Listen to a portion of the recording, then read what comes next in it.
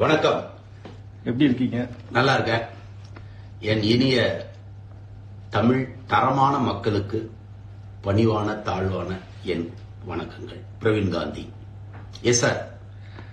Sir, வெளியே வந்த பிறகு ரெஸ்பான்ஸ் எப்படி இருக்கு சார்? ரொம்ப நல்லா இருக்கு. அதாவது கிட்டத்தட்ட வெளியே வந்ததுக்கு அப்புறம் எனக்கு என்ன ஃபீல் ஆச்சுன்னா, இன்னும் கொஞ்சம் எக்ஸ்ட்ரா நான் பண்ணிருக்கலாமோ, நம்ம கொஞ்சம் இருந்திருந்தா இன்னும் கொஞ்சம் மக்களுக்கு சுவாரஸ்யத்தை கொடுத்துருக்கலாமோ அப்படிங்கிற அளவுக்கு வெரி குட் ரெஸ்பான்ஸ். அதுல நெகட்டிவும் இருக்கும்.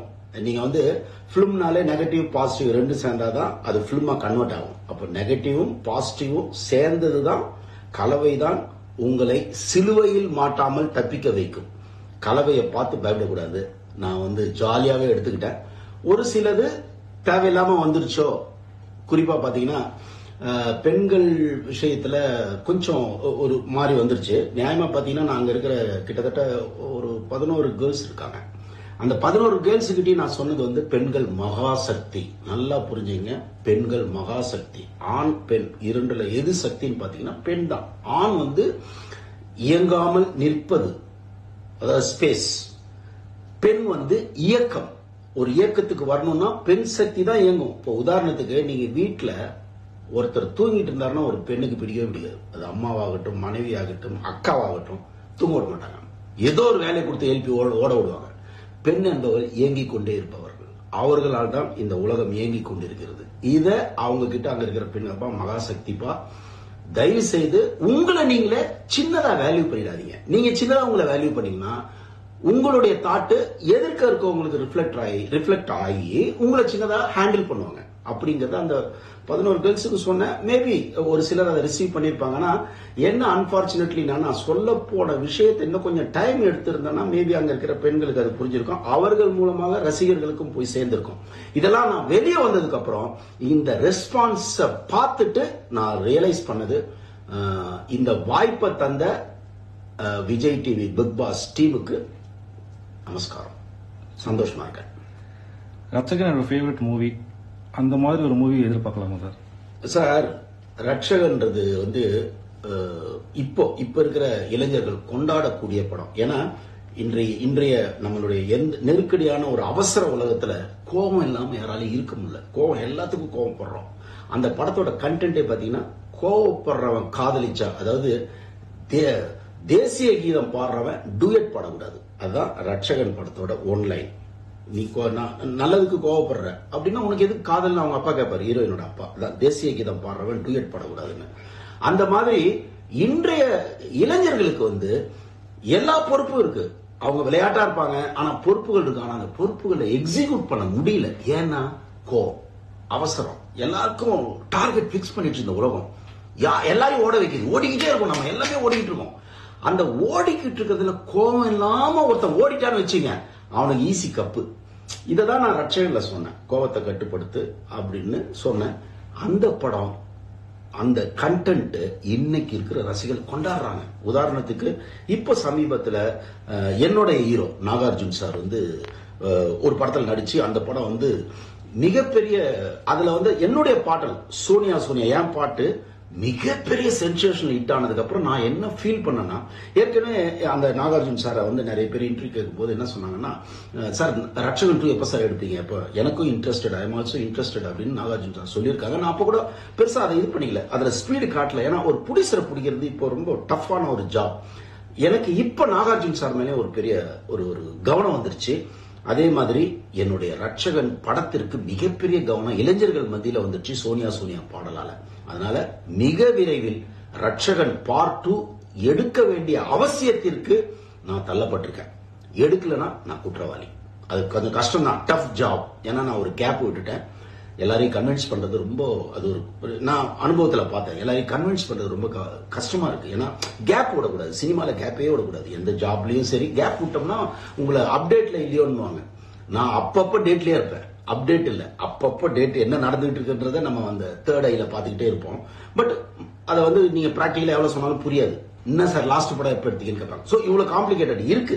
இந்த காம்ப்ளிகேட் எல்லாம் மீறி இந்த ரசிகர்களின் ஆசைக்கு, அவர்களுடைய காதலுக்கு நான் கண்ணீர் சிந்தியாவது ரட்சகன் 2 போராடி எடுப்பேன். Amazing sir. பிக் பாஸ் அனுபவம் எப்படி இருந்துச்சு சார்?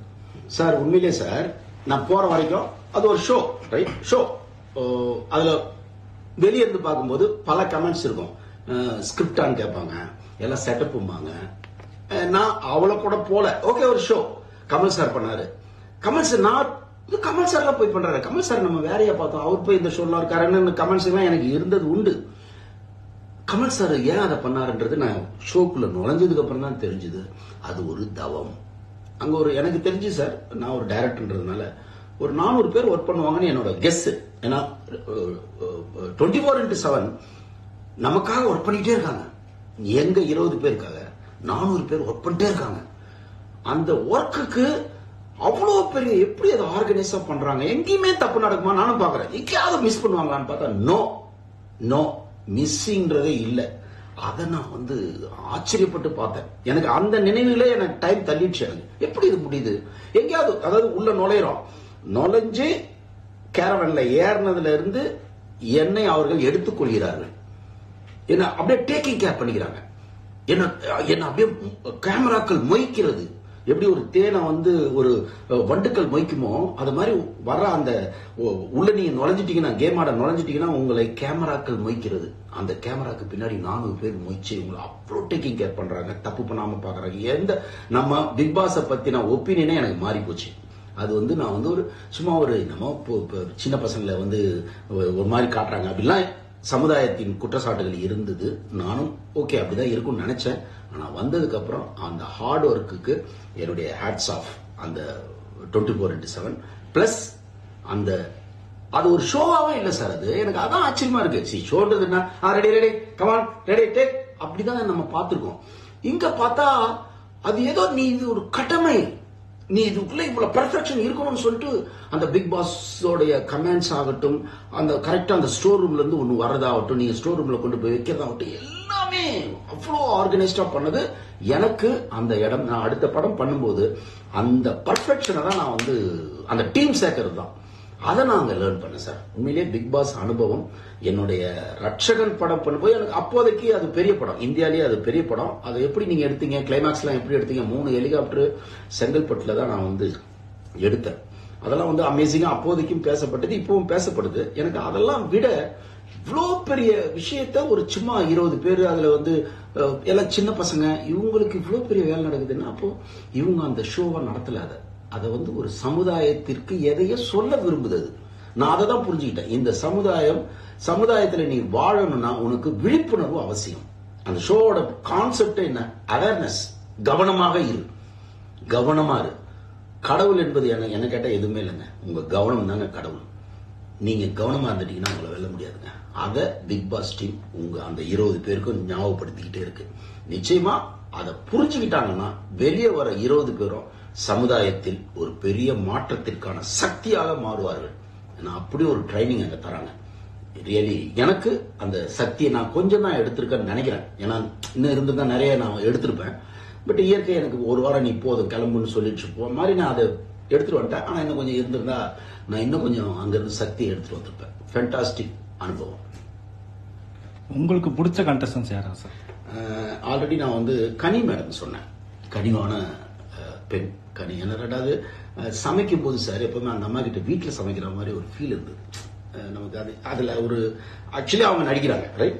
அந்த இடத்துல அவங்க கண்டஸ்டன்டா சமைச்சா அது அவங்க ஒரு ஜாப் பண்ணிக்கிட்டே இருக்காங்கன்றது. ஆனால் அந்த அம்மா சர்வீஸ் பண்ணும் போதும் அது இல்லவே இல்லை. அதே மாதிரி நந்தினி கிட்ட அந்த ஒரு கமிட்மெண்ட்டை பார்த்தேன். அன்பார்ச்சுனேட்லி நந்தினி போயிட்டாங்க. அந்த ஒரு லவ் இருந்தது அந்த அம்மா கிட்ட. அன்பார்ச்சுனேட்லி அவங்க போயிட்டாங்க. அவங்க போயிடக்கூடாது அந்த பொண்ணு. ஏன்னா கதை சொல்றது கதை நேரம்னு ஒண்ணு இருக்கு இல்லைங்களா? யார் சொல்ல போறீங்கன்னா டக்குன்னு அந்த அம்மா ரைஸ் பண்ணிடுச்சு, நான் சொல்றேன் அப்படின்ட்டு. ஏன்னா இப்ப நான் என் பேரே கதை காந்தி.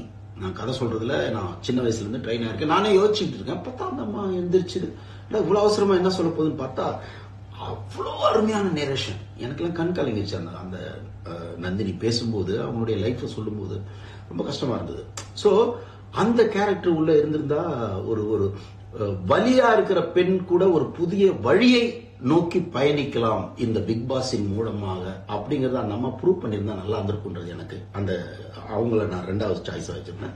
அடுத்து துஷார் என்ற பையன் முதல் தலையா அதுல வந்து செலக்ட் ஆன துஷார் வந்து எனக்கு ரொம்ப கவனத்தை ஈர்த்த பையன். அவனுக்கு ஒரு பெரிய ஃபீச்சர் இருக்கு. நான் வந்த 2வது நாள்லயே அவர்கிட்ட சொன்னேன், தம்பி பெரிய ஆளா வருவ, அவன்கிட்ட தலைமை பண்பு இருக்கு, அமைதியா இருக்க, அப்சர்வ் பண்ற, உன் குரல்லையே ஒரு கமாண்டிங் இருக்கு. ஸோ அதனால நீ இது கரெக்டா யூஸ் பண்ணிக்கோ அப்படின்னு நான் சொன்னேன். அதுக்கேற்ற மாதிரியே அந்த டீம்ல தலையா செலக்ட் பண்ற இடத்துக்கு அவர் வந்தாரு. ஸோ நான் தான் அந்த இதை வந்து கைட் பண்ணி சொன்னேன். அது எல்லாருமே அதை ஒத்துக்கிட்டாங்க. ஸோ அதனால ஒரு தலையா வந்தார். அந்த பையனும் எனக்கு வந்து ஆப்ஷன்ல இருக்காரு. அடுத்ததா யாருன்னு பாத்தீங்கன்னா சபரி வர்றதுக்கான வாய்ப்புகள் இருக்கு. ஏன்னா கொஞ்சம் டிராமாட்டிக்கா இருக்காரு, அவர் கொஞ்சம் பாடி லாங்குவேஜ் கொஞ்சம் டிராமாட்டிக்கா. ஆனா ஒரு போட்டியாளனுக்கான அந்த டிராமாட்டிக்கா அது அவர் கன்வெர்ட் பண்ணிக்கிட்டாருன்னா might be Sabari also will run அந்த ரேஸ், அதுல வந்து ஓட்டி வரலாம். அடுத்ததா பாத்தீங்கன்னா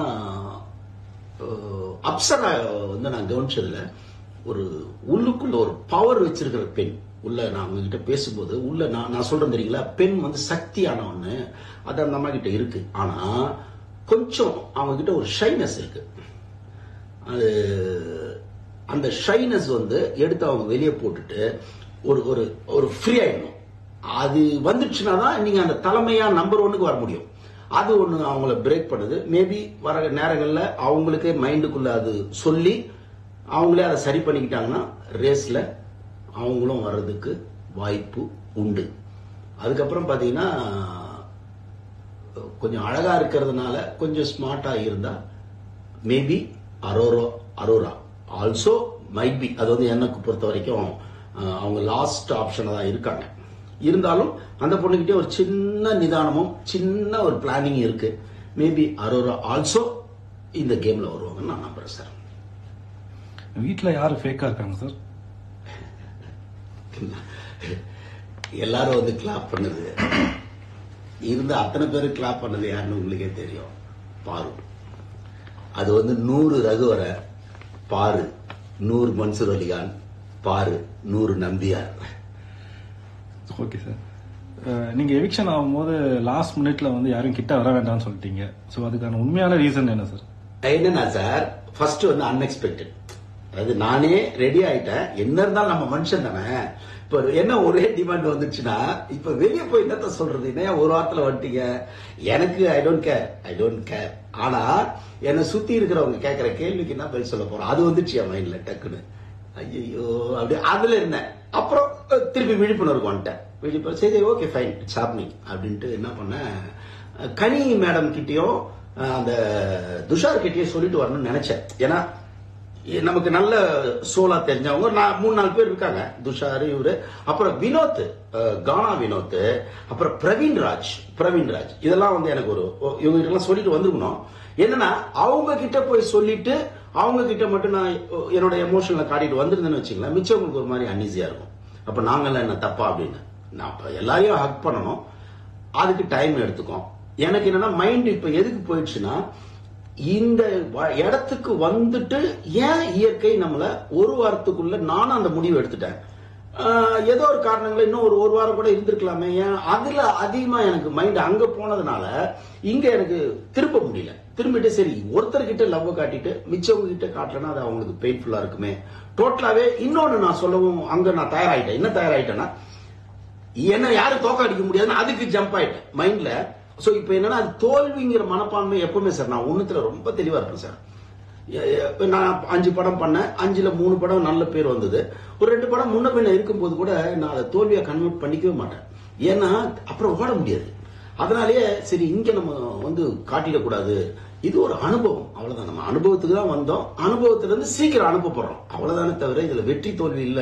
ஏன்னா அவங்க எல்லாரோட ஃபேஸ் என்னவா வருதுன்னா, ஐயோ சார் நீங்க போறீங்களா, இதுங்கதான் நமக்கு குத்துன்னு குத்துச்சிங்க, அங்க வந்துட்டு என்னாலும் நீங்க போறீங்களா சார் அப்படின்னு ஒவ்வொன்னு வருது மூஞ்சி. அதையும் இது பண்ண பாக்குதுங்க. அதுங்க பாத்தியா அவர்கிட்ட செமையா டிராமா பண்ண பாத்தியான்னு வருதுங்க. நமக்கு தெரியல, தவிக்குதுங்க அதுங்க. இங்க ஸ்கோர் பண்ணிடலாம், இவர்கிட்ட பண்ணிடலாம், இவர்கிட்ட ஐயா மாட்டிச்சு ஒரு கொக்கு அப்படின்ற மாதிரி வந்தாங்க. அது எனக்கு தெரிஞ்சிருச்சு. அடுத்து நம்ம கிட்ட டிராமா போடதா வருதுங்க. உண்மை எதுகிட்டயே இல்ல. உண்மையா இருந்தது கனி இருந்திருப்பாங்க. ஏன்னா எனக்கு தெரியும், நம்ம தெரியும். மேபி அப்சரா இருந்திருக்கலாம். ஆனா அப்சரா தான் ஃபர்ஸ்ட் என்னோட பேரையே எடுத்தாங்க. அது எனக்கு கொஞ்சம் வருத்தம் தான். ஏன்னா அப்சராவை நம்ம ரொம்ப பெருசா நினைச்சோமே, நமக்கு எகைன்ஸ்டா சொல்லிட்டு ஓகே, அவங்க வாயில வந்துருச்சு அந்த வார்த்தை, ஓகே நோ ப்ராப்ளம். அப்புறம் துஷார் கிட்ட கொஞ்சம் நின்று பேசிட்டு வரலான்னு பார்த்தேன். இவ்வளவுதான் என்ன. ஆனா ஓவராலாவே நம்ம வந்து யாருக்குமே நெருக்கம் இல்லாம இருந்துட்டோம்னா எல்லாருமே ஒட்டுமொத்தமா நம்மளை திட்டட்டும். ஏன் 10 பேர் திட்டட்டும், 18 பேரும் திட்டட்டு அப்படி வந்துட்டு அது அப்படி எடுக்கப்பட்ட முடிவுதானே தவிர அவங்க மேல வெறுப்புணர்ச்சியில எனக்கு சார் எனக்கு யாருமே வெறுப்புணர்ச்சியே கிடையாது சார். ஏன்னா வெறுப்புணர்ச்சி நல்லா இங்க நான் சொல்றேன் கேட்டுக்க. ஒருத்தரை நான் வெறுக்கிறேன்னா அவரை வெறுக்கல, என்ன நானே வெறுக்கிறேன். அவர் போயிடுவாரு, அவரை தூக்கி நான் சுத்துவேன். நான் நந்தினி கிட்டே அதான் சொன்னேன். நேற்றைய சம்பவங்களை தூக்கி சுத்தாதமா, அது செத்த போனோம். நேற்றைய சம்பவம்ன்றது என்ன பொறுத்த வரைக்கும் இப்போ முடிஞ்சு போச்சு. உன் வாழ்க்கையில நிறைய பேட் எக்ஸ்பீரியன்ஸ் ஆயிருக்கு, அதெல்லாம் செத்த போனோம் தானே. அதை ஏன் இப்படி பண்ணிட்டாங்க அப்படி பண்ணிட்டாங்க, அவரு ஏமாத்திட்டாரு இவரு ஏமாத்திட்டாரு, அந்த பாரத்தை ஏன் நீ தூக்கி சுத்துறன்னு. அது மாதிரி எனக்கு நான் வந்த உடனே அவ்வளவுதான் ஓவர். நமக்கு பிக் பாஸ் போன ஒரு நல்ல அனுபவம். சின்சியாரிட்டின்றதை அங்க நான் கத்துக்கிட்டேன். அவ்வளவுதான் நான் வந்து இல்லை பண்ணாங்க. அதையே நினைச்சுக்கிட்டு இருந்தா மனசு வந்து பெயினா இருக்கும். சோ நான் அங்க ஏன் யாருக்கிட்டே சரியா வந்து வரும்போது நான் வந்தேன்னா இந்த 18 பேருக்கும் நம்ம மேல ஒரு தனிப்பட்ட இவர் நல்ல போகும்போது நான் ஒரு 4 பேர்கிட்ட ரொம்ப அன்பா காட்டியிருப்பேன். அப்ப மிச்சவங்க கடுப்பாங்க. ஓவராலா இது பண்ணா அதுலயாவது அவங்க ஒத்துமையா என்ன திட்டட்டும். அவங்க எல்லாம் தண்டனையா இருக்காங்க. முறையா ஒத்துமையா பிரவீன் காந்தியா திட்டட்டு வந்துட்டேன். ஏன்னா அவங்க திட்டதான் செய்வாங்க. ஏன்னா அப்படிதான் அது கேம் அதானே. சோ அந்த வாரம் நீங்க ஹெல்மெட் ஆகலன்னா வேற யாரும் ஹெல்மெட் ஆயிருப்பாங்க நீங்க நினைக்கிறீங்க சார்? அது எனக்கு தெரிஞ்சு ஆதிரை கொஞ்சம் பெரிய லெவல்ல இல்லாதனால மேபி ஆதிரை இருந்திருக்கலாம். ஆதிரை தான் என்னோட சாய்ஸா இருக்கு. ஆதிரை தான் இருப்பாங்க. உங்க அடுத்த பிளான் என்ன இருக்கும் சார்? சார் இதான் சார், இப்போ எனக்கு பிக் பாஸ்ன்றது ஒரு வாரமாக இருந்தாலும் அது டைமண்ட். ஓகே, நான் இவ்வளோ பெருசா இரும்பு அள்ளிட்டு போறதை விட டைமண்டை வந்து ஒரு பீஸ் சின்ன பீஸ் எடுத்துட்டு போனாலும் அது வேல்யூ. அது மாதிரி பிக் பாஸ் ஷோ எனக்கு ஒரு வாரம் என்ன வந்து ஒட்டுமொத்த தமிழக மக்களுக்கும் தமிழ் மக்களுக்கும் தெரிய வச்சிருச்சு. ஓ, ரட்சகன் படத்து டைரக்டர், ஜோடி படத்து டைரக்டர், ஸ்டார் படத்து டைரக்டர், நேர்ந்துகிட்ட பாட்டு அப்படின்னு அவங்க கனெக்ட் பண்றதுக்கு ரொம்ப பெரிய பிளாட்ஃபார்மா இருந்தது. நான் இவ்வளவுக்கும் நிறைய டிவி டிபேட்ஸ் எல்லாம் பேசியிருக்கேன். ஆனா மக்களுக்கு ஒருத்தர் டிவி டிபேட்ல பேசுவாப்பா, தொப்பி போட்டு பேசுவாப்பா, அவ்வளவுதான் நம்மளோட அடையாளம் அங்கீகாரமா இருந்தது. இப்ப தொப்பில இருந்து என்ன ஒரு ஹாப்பியஸ்ட் பர்சனா மாத்தினது பிக் பாஸ். சோ இந்த ஒரு மைலேஜ் இருக்கு இல்லையா, ஒரு வாரத்துல எனக்கு கிடைச்சத வச்சு என் மைண்ட் தான். இன்னொன்னு சார், நம்மளுடைய மைண்ட் வந்து எப்பவுமே ஒரு விஷயத்த எடுத்துக்கும். ஓகே, நியூரான் வந்து நம்ம மண்டையில கோடி ட்ரில்லியன் நியூரான்ஸ் இருக்கு. அது வந்து என்னன்னா நம்மளுடைய வாழ்க்கையில நடந்த சம்பவங்களை வச்சுக்கிட்டு அந்த நியூரான்ஸ் ஆக்டிவ்லயே இருக்கும். இப்போ என்னன்னா பிக் பாஸ்ல நான் போயிட்டு வந்ததுனால பிக் பாஸோட கெட்டதை மட்டும் அது பிடிச்சிக்கும். ஒரு வாரத்துல வந்துட்டேன் நீ வேஸ்ட் அப்படின்னு இதுதான் சொல்லும். வெளியாளர்கள் சொல்றதை விட வெளியாள் ஒரு நாளைக்கு 10 பேர் சொல்லுவாங்க, அது 100 பேர் சொல்லுவாங்க. ஆனா நியூரான் எனக்குள்ள இருக்கிற அந்த நான் அது என்ன பண்ணும்னா தூங்கும் போது சொல்லும், சாப்பிடும்போது சொல்லும், ரெஸ்ட் ரூம் போகும்போது சொல்லும், சொல்லிக்கிட்டே இருக்கும். அந்த இடத்துல நீங்க மாத்திக்கணும். நான் 100 நாள் இருந்ததா என்ன நானே ஏமாத்த பிராக்டிஸ் பண்ணிக்கணும். அந்த நியூரான்களுக்கு வேற ஒரு தீனி போடணும். ஜெயிச்சிட்டோம், கப்பு வாங்கிட்டோம், விஜய். அதை இன்னொன்னு சொல்ல விரும்புறேன். இப்போ விஜய் சேதுபதி எப்படி நான் அதை மாத்தினன்றத சொல்றேன். விஜய் சேதுபதி சார் பேரை எடுக்கிறாரு, அப்படியே ஒரு சின்ன மியூசிக் நானே போட்டுக்குவேன். போட்டுட்டு எடுத்து பார்த்தா பிரவீன் காந்தின்னு வந்தது இல்ல. அங்க நான் என்ன தெரியுமா சவுண்ட் ஓவர்லாப் பண்ணிட்டேன். என்னுடைய அடுத்த படத்தின் இயக்குனர் பெயர் பிரவீன் காந்தி. பிரவீன் காந்தி சார் தான் அடுத்த படம் டைரக்ட் பண்ண போறாரு. என்ன நானே மாத்திட்டேன், முடிஞ்சு போச்சு. சோ அடுத்து நான் விஜய் சேதுபதி சார் வச்சு படம் பண்ண போறேன், அதை காட்டு முடிஞ்சு போச்சு. என்ன நானே சீட் பண்ணிக்கணும். என்ன நானே உட்காந்து அழகுடு சீட் பண்ணிட்டான். அவன் இப்ப என்ன பண்ணிட்டான், உள்ள இருக்கிற நியூரானு ஆமா விஜய் சேதுபதி சார் எடுத்து காட்டிட்டாரு, பிரவீன் காந்தின்னு காட்டிட்டாரு, அவன் இப்போ அமைதியா இருக்கான். இவ்வளவுதான் வாழ்க்கை. உங்களுக்குள்ள இருக்கிற அந்த நியூரான்ஸ நீங்களே ஏமாத்த பழகுங்க. அந்த நீங்களேன்றது அந்த நான் விஜய் சேதுபதி கிட்ட சொன்ன பாத்தீங்களா, நான் மகாசக்தி, அது எல்லா இடத்துலயும் பறந்து விரிஞ்சு கிடக்குது. அதான் நீங்க மாறிடணும். நீ இப்ப பிரவீன் காந்தியே இருக்கக்கூடாது. பிரவீன் காந்தி டுபாகூர் இது மாதிரி 800 கோடி பேர் இருக்கான். ஆனா அது ஒன்னே ஒண்ணுதான் இருக்கு, எங்கும் இருக்கிறது ஒரே சக்தி. அந்த சக்தியா நான் இருக்கிறன்றத நம்பணும் ஃபர்ஸ்ட். இது சாதாரண வேலை இல்லை. இப்ப நம்ம கேளும்போது நிறைய கமெண்ட்ஸ் வரும். தண்ணி போட்டு வளர்றாம்மா, புரிய நம்ம லூசும்மா, ஒரு நம்ம சாமியார் மாதிரி என்னமோ வரும். ஓகே, யாகவா முனிவரா ஏதோ அந்த மாதிரிலாம் பேசுவாங்க. ஆனா புரிஞ்சுங்க, நான் சொல்ல வர்றது என்னன்னா, உங்களுக்கு எதிரி நீங்கள் தான். அது நியூரான்ஸா இருக்கு. ஒவ்வொரு வாட்டி மூச்சு காத்து எடுக்கும் போதும் அந்த நியூரான்ஸ் உங்களுக்கு எதிராக பேசும். அதனாலதான் நீங்க என்ன பண்றீங்க, சோசியல் மீடியால போறீங்க, கமெண்ட்ஸ்ல போடுறீங்க, உங்களால பேலன்ஸ் பண்ண முடியல, யாரையும் திட்டுறீங்க, அதுல கொஞ்சம் ரிலாக்ஸ் ஆயிடுறீங்க. உண்மையிலே நீங்க உங்களையே திட்டிக்கிறீங்க. என்ன திட்டல, உங்களை திட்டிக்கிறீங்க. ஏன்னா அந்த வார்த்தைக்கு நீங்க தானே ஓனர். என்ன ஏதோ திட்டுறீங்கன்னு வச்சுங்க, அந்த வார்த்தைக்கு ஓனர் யாரு? நீங்க தான். அது உங்களுக்குள்ள பதிவாயிடுச்சு. அதனால நான் என்னையே மாத்திக்கிட்டேன். நம்ம 100 நாள்ல ஜெயிச்சிட்டோம். அது மட்டும் இல்லாம விஜய் சேதுபதி நான் தான் அடுத்த பட டைரக்டர்னு காட்டிட்டாரு. So I am lucky. நான் என்ன என் நியூரான்ஸை ஏமாத்திட்டேன். ஸோ அதனால நான் நிம்மதியா இருக்கேன். மக்களுக்கு என்ன சொல்ல விரும்புறீங்க சார்? ரொம்ப சிம்பிள் சார். நான் வந்தது பர்பஸே சார், அப்கோர்ஸ் கொஞ்சம் காசு கிடைக்கும், இவ்வளவு பெரிய புகழ் கிடைக்கும் நான் எதிர்பார்க்கல. ஒரு வாரத்தில் இவ்வளவு பெரிய புகழ், ஒரு வாரத்திலே எவ்வளவு பெரிய புகழ் கிடைச்சிருச்சு, நான் அதை எதிர்பார்க்கல. கொஞ்சம் பணம் கிடைக்கும், ரெண்டாவது கொஞ்சம் அப்டேட் ஆகலாம் அப்படின்றது. இது ரெண்டும் வந்து எனக்கு ஒரு 20% சார். 80% என்னன்னா, நான் ஒரு வாழ்க்கையை நிறைய இழந்துட்டு, எனக்கு கல்யாணம் இல்லை, எந்த ஒரு கமிட்மெண்ட்ஸும் இல்லை எனக்கு வாழ்க்கையில். இப்போ என்ன வந்து ஏதாவது ஒரு சொல்லுவாங்களே, அது சொல்லக்கூடாது, வாழ்க்கை மனிதர்கள் பயப்படுற ஒரு வார்த்தை மரணம் வருதுன்னு வச்சு, சும்மா ஜாலியா பேசுங்க, மரணம் வருதுன்னு வச்சுக்கேன். Come on mister Eman, sit, will have coffee, அப்புறம் யாரை லாஸ்டா பிடிச்சிட்டு வரீங்க அப்படின்னு கேட்கிற அளவுக்கு நான் என்ன மன ரீதியா ஸ்ட்ராங்கா வச்சுக்கிட்டேன். எனக்கு எமனே லெமன்னா, லெமன் தான் எமன். அந்த மனசு தான். நீங்க மனசு திடப்படுத்திக்கிட்டீங்கன்னா உங்களை வெல்லவே முடியாது. உங்களை தோக்கடிக்கிறது நீங்க தான், வேற யாருமே உங்களை தோக்கடிக்கவே முடியாது. நீங்க எவ்வளவு அடுத்தவங்க கமெண்ட்ஸ் பேசுவாங்க, கிண்டல் பண்ணுவாங்க, வீட்டுக்குள்ள எடுத்துக்கோங்க சார், ஒரு வீடு எடுத்துக்கோங்க சார். ஏன்னா இந்திய கலாச்சாரம் வீடை சார்ந்தது. நம்ம வீட்டை எடுத்துக்குவோம், ஒரு ஃபேமிலி ஓரியன்ட்னு வச்சுங்க, ஒரு 5 பேர், அம்மா அப்பா கல்யாணம் ஆனவன், இந்த 5 பேரும் 5 உலகம். முதல்ல நீங்க அதை புரிஞ்சுக்கணும். ஒரு பெட்ல போனோம்னா, ஹஸ்பண்ட் அண்ட் ஒய்ஃப் பெட்ல படுத்திருக்காங்கன்னா 2 உலகம். நீங்க இந்த 2 உலகம் மெர்ஜ் ஆகாது, இப்படி வராது. இது தனி உலகம், இது தனி உலகம். ஒண்ணு இது டோட்டலா தன்னை இழந்துட்டு இங்க போகணும், இல்ல இது தன்னை இழந்துட்டு இங்க போகணும். ரெண்டும் இப்படியே இருந்ததுன்னா தனியா தான் இருக்கும். 2 பெட்டு, 2 உலகம், 2மே கடைசி வரைக்கும் டார்ச்சர் தான். இதுல யார் சரணாகதி ஆக போறீங்க? முதல்ல சரணாகதி ஆகிறதுக்கு தயாராயிடுங்க. யார்கிட்டயோ சரணாகதி ஆயிடுங்க. நன்றி உணர்வு, 2 விஷயத்தை தான் இந்த மக்களுக்கு நான் சொல்ல விரும்புறேன். சரணாகதி ஆயிடுங்க. யாரையோ ஒருத்தர் பிடிச்சிங்க, அது அம்மாவா இருக்கலாம். அம்மா இருந்தா பெஸ்ட், அம்மா தான் பெஸ்ட். சரி, அம்மா இல்ல, இன்னும் எல்லாருக்கும் அம்மா இருக்க மாட்டாங்க. ஹஸ்பண்ட் இருக்கலாம், இல்ல ஒரு பெண்ணுக்கு வந்து ஐ மீன் ஒரு ஹஸ்பண்டுக்கு வந்து ஒரு மனைவி இருக்கலாம். சரண்டர் ஆயிடுங்க. எங்கேயோ ஒரு இடத்துல நீங்க உங்களை கரைச்சிடணும். கங்கையில கொண்டு போய் கரைக்கிறாங்களா செத்ததுக்கு அப்புறம், உயிரோடு இருக்கும்போது நீங்க எங்கேயா போய் கரைச்சிருங்க. உங்களை கரைச்சாதான் நீங்க நிம்மதியா இருக்க முடியும், ப்ளீஸிங்கா இருக்க முடியும். இல்லைன்னா வாழ முடியாது உங்களால. எதையோ தூயின சுத்துற மாதிரி இருக்கும். அந்த தூயின சுத்துறீங்க பாத்தீங்களா, கரைச்சிடுங்க. அது சரணாகதியில தான் வரும். அது கடவுளா இருக்கலாம், உங்களுக்கு பிடிச்ச கடவுளா இருக்கலாம், உங்களுக்கு பிடித்த மனிதர்களா இருக்கலாம். அப்புறம் நன்றி உணர்வு. நன்றி உணர்வுங்கிறது ரொம்ப ரொம்ப இம்பார்ட்டன்ட். உங்களை தூங்க வைக்கிறதே உங்க நன்றி உணர்வு தான். யார்கிட்டயோ நன்றியா இருந்திருங்க. தயவுசெய்து இதெல்லாம் நான் வந்து அனுபவத்துல சொல்றேன். நன்றி உணர்வு இல்லைன்னா நீங்க வாழ்றதே வேஸ்ட். ஏன்னா உங்களுக்கு எவ்வளவு கொடுக்கப்பட்டிருக்கு. அந்த இடத்துல பூமி சுத்திக்கிட்டு இருக்கு, சரியான டைம்ல சூரியன் வருது, மழை பெய்யுது, காத்தடிக்குது.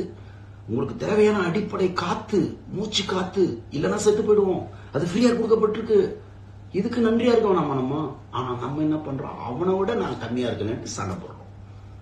எனக்கு கிடைக்கலையான்னு சண்டை போடுறோம். கிடைச்சதுக்கு நன்றியா இருங்க, எல்லாமே கிடைக்கும். கிடைச்சதுக்கு நன்றியா இருந்தீங்கன்னா அனைத்தும் கிடைக்கும். நான் வந்து ஆக்சுவலி அவுட் ஆஃப் ஃபீல்டு. சினிமாவில் என்னோட பீரியட்ல வந்த யாருமே இருக்கிறது தெரியல. இன்னும் என்னை இயற்கை எடுத்துட்டு போகுது. என்ன காரணம் தெரியுங்களா? நான் நன்றியோடு இருப்பேன். ஒரு வாரம் எனக்கு ஹாப்பி, எனக்கு ஒன்றும் பிரச்சனை கிடையாது. ஹாப்பி ஒரு வாரம் எவ்வளவு பெரிய விஷயம். மக்களுக்கு எல்லாம் தெரிஞ்சு போச்சு. அஜிஷோ ஒரு வாரத்தில் துரத்திட்டாங்கன்றது தப்பு. அங்கதான் நீங்க இயற்கைக்கு எகென்ஸ்டா மாறுறீங்க. அது ஏதோ ஒரு கான்செப்ட்ல ஒரு கணக்குல என்ன வெளியே அனுப்பிச்சிருச்சு. சோ நன்றி உணர்வு மக்களுக்கு நான் சொல்ல விரும்புறது சரணாகதி. யாருக்கிட்டையாவது நீங்க உங்களை தூக்கி சுத்தாதீங்க, ஒப்படைங்க. ரெண்டாவது, நன்றி உணர்வு. யார்கிட்டயும் இருக்கு, நீங்க நன்றியா இருக்கிறீங்கன்னு தெரிஞ்சாலே அவங்க உங்களுக்கு விசுவாசம் ஆயிடும். உங்க பாஸுக்கு நீங்க நன்றியா இருக்கீங்கன்னு காட்டிடுங்க, உங்க பாஸ் உங்களுக்கு விசுவாசமா இருப்பாரு. உங்க புருஷனுக்கு நீங்க நன்றியா இருக்கிறத காட்டுங்க, லவ்வருக்கு நன்றியா இருக்கிறத காட்டுங்க, உங்களுக்கு துரோகம் பண்ண மாட்டாங்க. எல்லாம் மனுஷங்க தான். ஐயோ இவ்வளவு நன்றியா இருக்கா, இவளுக்கு நம்ம துரோகம் பண்றதான்றது வரும். மனிதன் தானே. நாம என்ன பண்றோம், ஈகோவை காட்டுறதுலயே இருக்கோம். நீ ஈகோ காட்டினா அவன் ஈகோ காட்டுவோம், நன்றியை காட்டி பாருங்க அவனும் நன்றியை காட்டுவோம். சோ இந்த ரெண்டை தான் நான் பிக் பாஸ்ல பதிய வைக்க வந்தேன். டைம் இல்லாதனால இந்த வாய்ப்பை நான் பயன்படுத்திக்கிறேன். ரெண்டு இருக்கான்னு பார்த்துக்கிட்டே இருங்க, கிராஸ் செக் பண்ணிட்டு இருங்க. நன்றியா இருக்கீங்களா, அது யாருக்கு நீங்க டிசைட் பண்ணீங்க. சரணாகதி ஆயிட்டீங்களா, யாருக்குன்றதை நீங்க டிசைட் பண்ணுங்க. இது ரெண்டும் இல்லாம உங்களால வாழ முடியாது, எளிதான். That's all. Thank you sir.